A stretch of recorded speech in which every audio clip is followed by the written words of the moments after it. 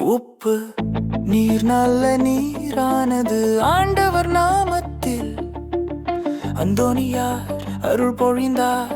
மாடத்தின் வாழ்வில் வானத்தில் இருந்து விழும் ஒளி போல கிணற்றில் அற்புதம் மலர்ந்தது.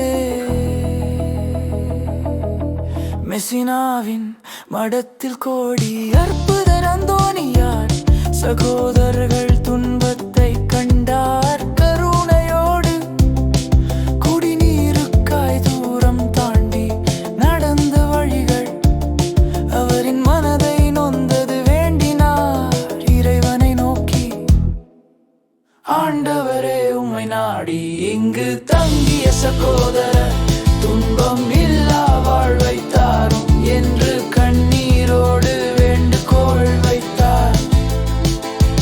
இறை நாமம் ஒலிக்க காற்றே நின்றது போல அந்த நொடியே அற்புதம் உதித்தது. கிணற்றில் இருந்த உப்பு நீர் நல்ல நீராக மாறி தனிமனமாக ஒளிர்ந்தது. அருள் நிறைந்த அந்தோனியார் தோடும் இடமெல்லாம் மாற்றம் துன்பம் கரையும்.